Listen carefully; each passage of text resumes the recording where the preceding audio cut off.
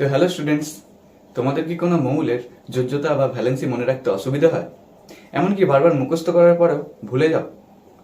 সেক্ষেত্রে তোমরা যদি এই ভিডিওটা শেষ পর্যন্ত মন দিয়ে দেখো, তাহলে যে কোনো মৌলের যোজ্যতা বা ভ্যালেন্সি তোমরা কয়েক সেকেন্ডের মধ্যে ইজিলি বের করা শিখে যাবে। ওকে, তো চলো খুব বেশি দেরি না করে শুরু করা যাক। তো প্রথমেই বলি, এই যোজ্যতা বা ভ্যালেন্সি সম্পর্কে যদি তোমাদের সঠিক ধারণা থাকে, তাহলে তোমরা ভৌত বিজ্ঞানের অনেক ইম্পর্টেন্ট টপিকস খুব তাড়াতাড়ি শিখে যেতে পারবে।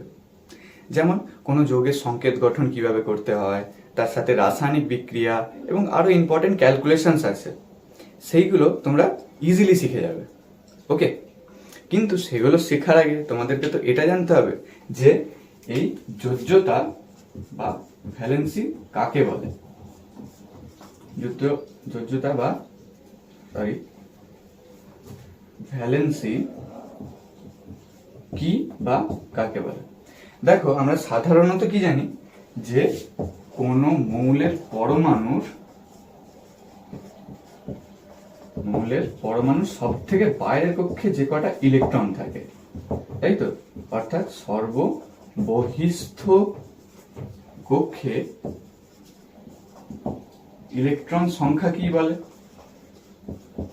কি যোজ্যতা সংখ্যাকেই বলে যোজ্যতা। এটা আমাদের জানা আছে। অর্থাৎ যদি কোনো একটা পরমাণু নিয়ে থাকো, তার তো অনেকগুলো কক্ষ থাকে, কে কক্ষ, এল কক্ষ, এম কক্ষ। সেরকমই সব থেকে যে বাইরের কক্ষটা হয়, সেই কক্ষে যে কটা ইলেকট্রন থাকে সেটাকেই কিনা কোনো একটা মৌলের যোজ্যতা বলা হয়ে থাকে। কিন্তু তোমাদেরকে আমি আরেকটা কথা বলি যে এই যে সংজ্ঞাটা বললাম, এর মধ্যে কিছুটা কারেকশন বা সংশোধনের প্রয়োজন আছে। সেটা কি? সেটা হলো যে এই যে বাইরের কক্ষে যে ইলেকট্রনগুলো আছে না, যদি আমি একটা ছবি এঁকে বোঝাই, ধরো কোনো একটা পরমাণু নিচ্ছি, তার কেন্দ্র আছে এবং তার বাইরের কক্ষগুলো আছে। তো সব থেকে বাইরের কক্ষে যে কটা ইলেকট্রন থাকবে, সেই ইলেকট্রনের মধ্যে কটা ইলেকট্রন বেরিয়ে যাচ্ছে অথবা কতগুলো ইলেকট্রন ওই বাইরের কক্ষেতে প্রবেশ করছে, সেই সংখ্যাটাকে বলা হয় কি ওই মৌলের যোজ্যতা। অর্থাৎ কটা ইলেকট্রন বাইরের কক্ষে আছে সেটাকে যোজ্যতা বলা হয় না, বলা হয় যে কটা ইলেকট্রন প্রবেশ করছে অথবা কটা ইলেকট্রন ওই বাইরের কক্ষ থেকে বেরিয়ে যাচ্ছে, সেই সংখ্যাটাকে বোঝায়। ক্লিয়ার হলো? তো দেখো, ব্যাপারটা একটু উদাহরণ দিয়ে বোঝাই, তাহলে আরো ক্লিয়ার হয়ে যাবে। ধরো প্রথমে আমি একটা এক্সাম্পল নিচ্ছি, সোডিয়ামের পরমাণু ক্রমাঙ্ক 11। তাহলে 11 অর্থাৎ যদি আমি এদের ইলেকট্রন বিন্যাস করে থাকি, প্রথম কক্ষে 2টো ইলেকট্রন, দ্বিতীয় কক্ষে 8টা ইলেকট্রন এবং তৃতীয় কক্ষে আছে 1টা ইলেকট্রন। দেখো 2, 8 আর 1 11টা হয়ে গেল, মিলে গেল। এইখানে দেখো, এটা কে কক্ষ, এটা এল কক্ষ, এটা এম কক্ষ। কি আছে? প্রথমে এম কক্ষ, যেটা এই এম কক্ষে দেখো বাইরে 1টা ইলেকট্রন আছে। সোডিয়াম কি করে? এই 1টা ইলেকট্রন ছেড়ে দেয়। এর অর্থ কি? এর অর্থ সোডিয়ামের যোজ্যতা কত? 1। কিন্তু কেন বিনা কারণেই ছেড়ে দেবে? ছাড়ার তো নিশ্চয়ই কোনো কারণ থাকবে, তাই তো? এবার বলি কারণটা। দেখো, আমরা কি জানি, কোন মৌলের পরমাণু সব থেকে বাইরের কক্ষে যদি 8টা করে ইলেকট্রন থাকে, কটা? 8টি। যদি 8টি করে ইলেকট্রন সর্ববহিস্থ কক্ষে থাকে, তাহলে সেই পরমাণুটাকে আমরা সুস্থিত বা স্থায়ী বলে থাকি। আর এখানে নিশ্চয়ই সেরকম কিছু একটা ঘটনা ঘটবে। দেখো, যদি সোডিয়াম বাইরের কক্ষ থেকে 1টা ইলেকট্রন ছেড়ে দেয়, তাহলে এই কক্ষটা বাদ হয়ে যাচ্ছে।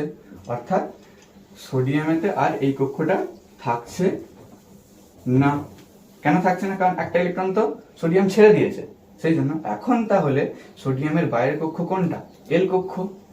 এবং এল কক্ষে কটা ইলেকট্রন বর্তমান? 8টা। দেখো, আর এই মাত্র আমি কি বললাম যে বাইরের কক্ষে যদি 8টা ইলেকট্রন থাকে, সেক্ষেত্রে সেই মৌলের পরমাণুটা হয়ে যায় কি? সুস্থিত। এটাই বললাম তো।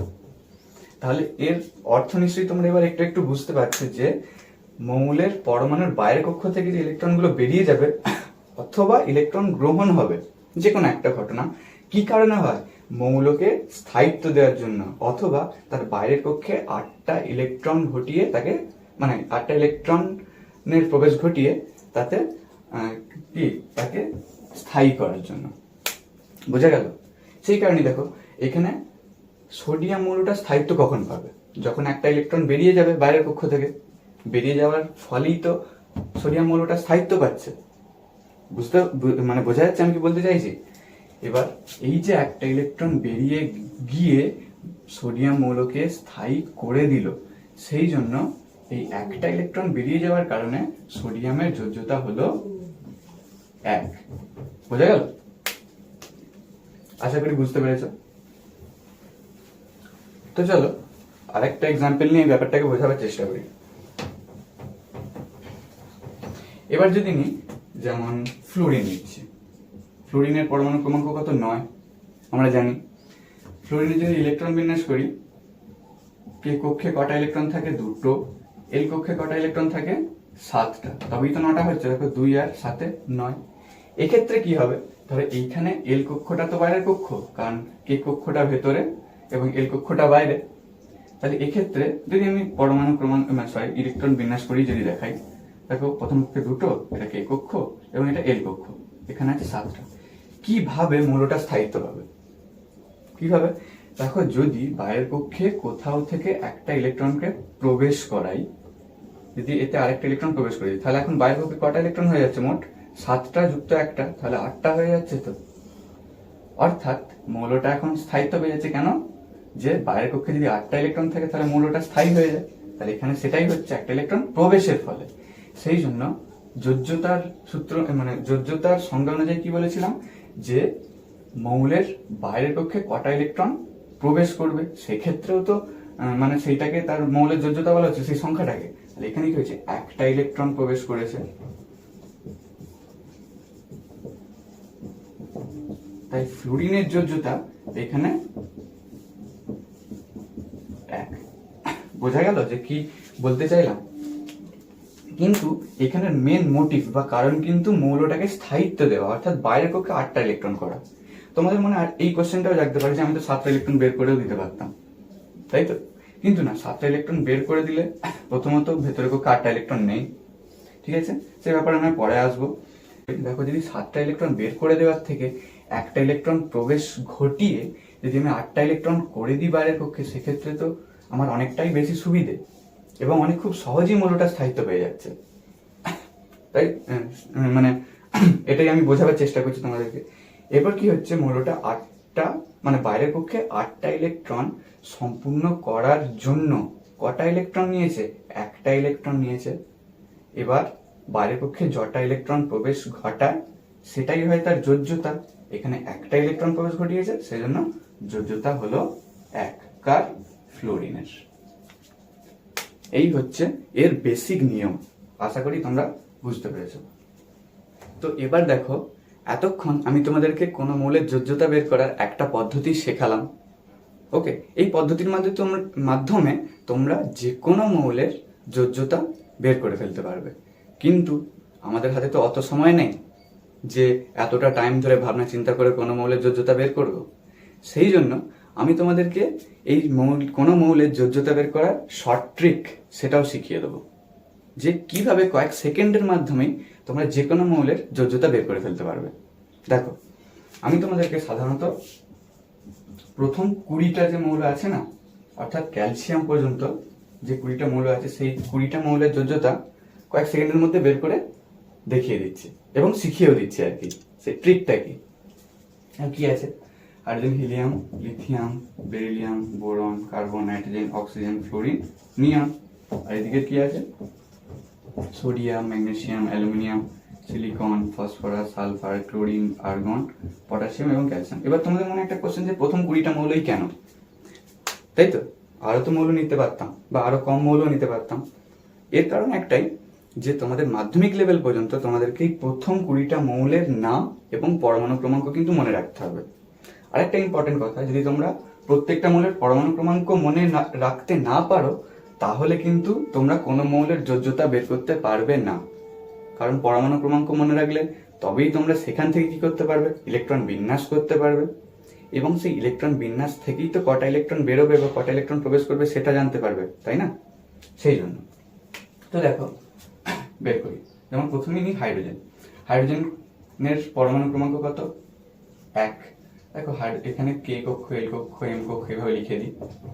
হাইড্রোজেনের প্রথম কক্ষ অর্থাৎ সব থেকে বাইরের কক্ষ কোনটা? কে কক্ষটা। ওখানে কটা? শুধুমাত্র একটা ইলেকট্রন আছে, তো সেক্ষেত্রে যোজ্যতাও হবে 1।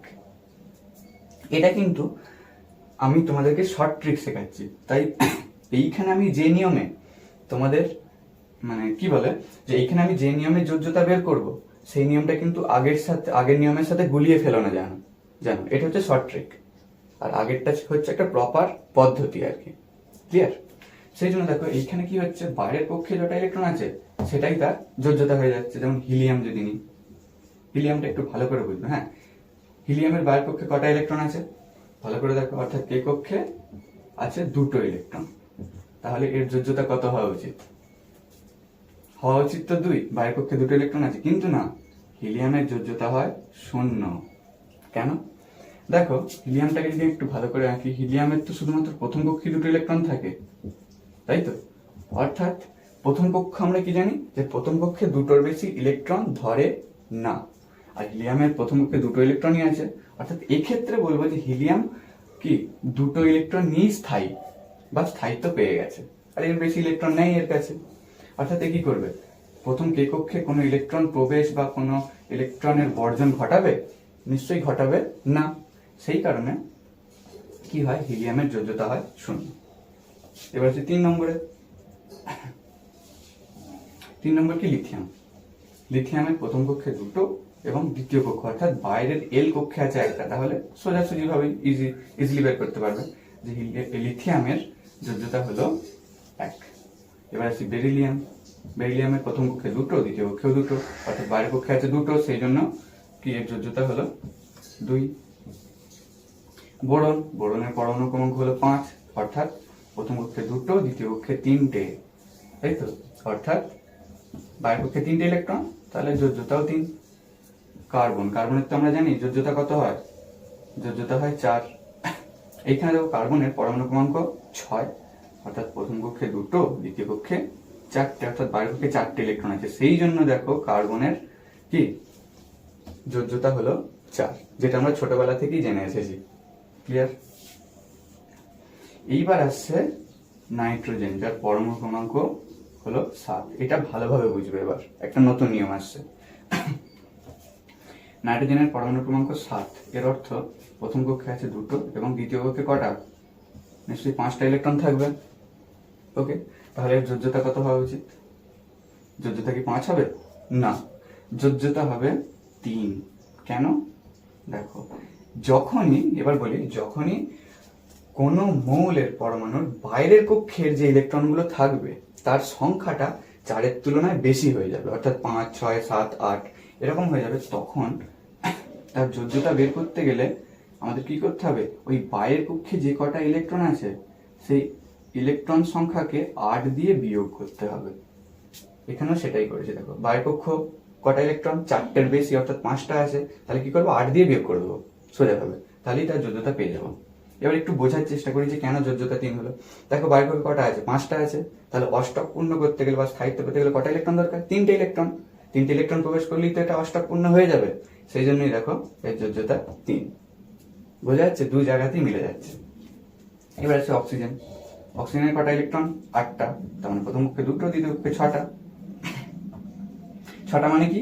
এইমাত্র আমি কি নিয়ম শেখালাম, যদি 4-এর বেশি ইলেকট্রন হয় বাইরের কক্ষে তাহলে সেটাকে 8 দিয়ে বিয়োগ করে দেবো, তাহলে কি হবে, যোজ্যতা 2। ফ্লুরিন একটু আগে শিখিয়েছি আমি, তাও আরেকবার শর্ট ট্রিকে তো বলে দিই। ফ্লুরিনের পরমাণু ক্রমাঙ্ক 9, আর প্রথম কক্ষে 2টো, দ্বিতীয় কক্ষে 7টা। 7টা মানে এর যোজ্যতা কত? 8 বিয়োগ 7 সমান 1। এবার সে নিয়ন। নিয়ন হচ্ছে একটা নিষ্ক্রিয় গ্যাস মৌল, ঠিক আছে? এটার পরমাণু ক্রমাঙ্ক 10, অর্থাৎ প্রথম কক্ষে 2টো, দ্বিতীয় কক্ষে 8টা। তাহলে এর কত যোজ্যতা হওয়া উচিত একটু ভেবে বলো। দেখো বাইরের কক্ষে তো 8টা ইলেকট্রন আছে। 8টা ইলেকট্রন মানে কি নিজে থেকেই তো সুস্থিত হয়ে আছে, তাহলে এখানে না কোনো ইলেকট্রন প্রবেশ করবে না কোনো ইলেকট্রন বেরিয়ে যাওয়ার চেষ্টা করবে, অর্থাৎ এর যোজ্যতা হবে 0। ঠিক আছে? এটা তো গেল নিয়ম অনুযায়ী। এবার শর্ট ট্রিক অনুযায়ী যদি শিখি, দেখো বাইরের কক্ষে 8টা ইলেকট্রন আছে, 8 এবং 8 দিয়ে তো বিয়োগ করতেই হয় প্রত্যেকটা, যদি 4-এর বেশি হয়ে যায়, দেখো 8 বিয়োগ 8 ওই জন্য 0। এই তো প্রথম 10টা মৌলের পরমাণুর যোজ্যতা ইজিলি বের করা গেল। এবার বাকি 10টাও আরো তাড়াতাড়ি করে ফেলি দেখো, কারণ আমরা তো এবার শিখে গেছি। তাহলে কি হবে, কে কক্ষ, এল কক্ষ, এম কক্ষ এবং এন কক্ষ 3-4টে কি নিয়ে নিই, কক্ষ নিয়ে নিই। তাহলে প্রথম কক্ষে সোডিয়ামের 2টো, দ্বিতীয় কক্ষে 8টা, তৃতীয় কক্ষে 1টা। তাহলে বায়ু কক্ষে কটা, 1টা ইলেকট্রন, মানে যোজ্যতা 1। ম্যাগনেসিয়াম 12 মানে প্রথম কক্ষে 2টো, দ্বিতীয় কক্ষে 8টা, তৃতীয় কক্ষে 2টো, অর্থাৎ বায়ু কক্ষে 2টো, অর্থাৎ যোজ্যতাও 2। অ্যালুমিনিয়াম হচ্ছে 13, অর্থাৎ প্রথম কক্ষে 2টো, দ্বিতীয় কক্ষে 8টা, তৃতীয় কক্ষে 3টে, অর্থাৎ বায়ু কক্ষে 3টে, তো তাহলে যোজ্যতাও 3।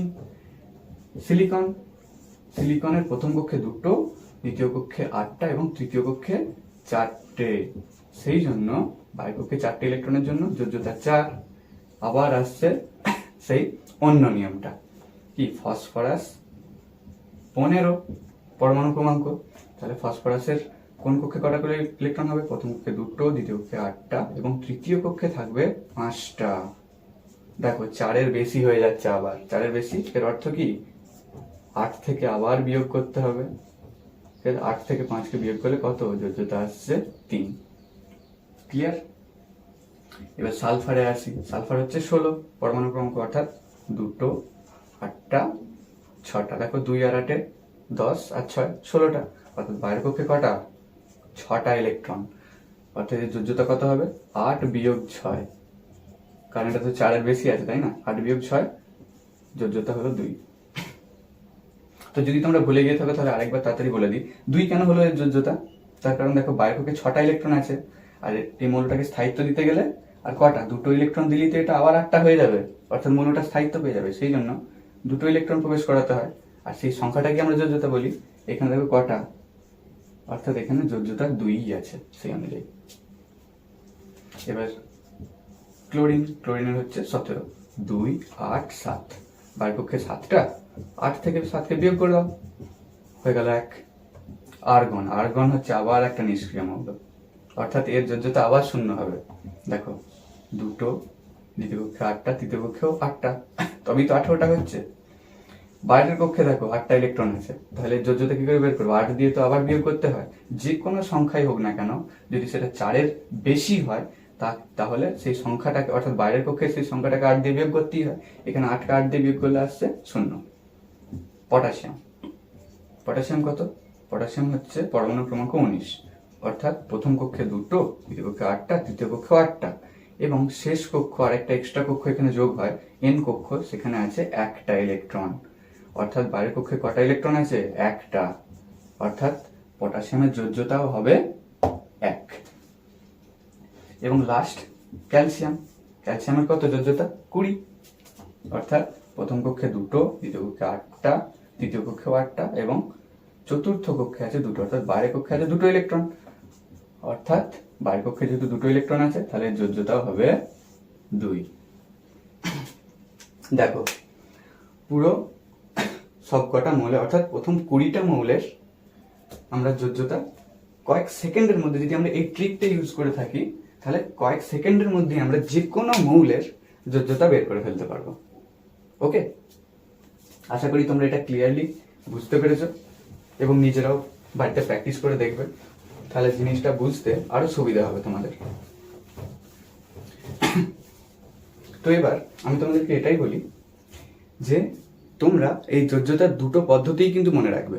প্রথমে যে পদ্ধতিটা বললাম সেটা একটু বড় হতে পারে, কিন্তু সেটাও অবশ্যই মনে রাখবে, কারণ কোনো কারণে যদি কোনো একটা নিয়ম ভুলে যাও, তাহলে অন্য নিয়মটা যদি মনে রাখতে পারো, তাহলে যে কোনো একটা পদ্ধতির মাধ্যমে তোমরা যে কোনো মৌলের যোজ্যতা লিখে দিয়ে আসতে পারবে, সেই কারণে।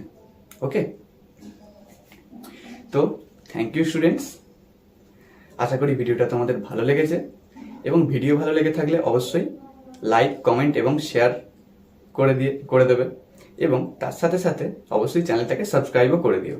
ওকে, আজ এতটুকুই, আবার দেখা হবে নেক্সট কোনো টপিকেতে।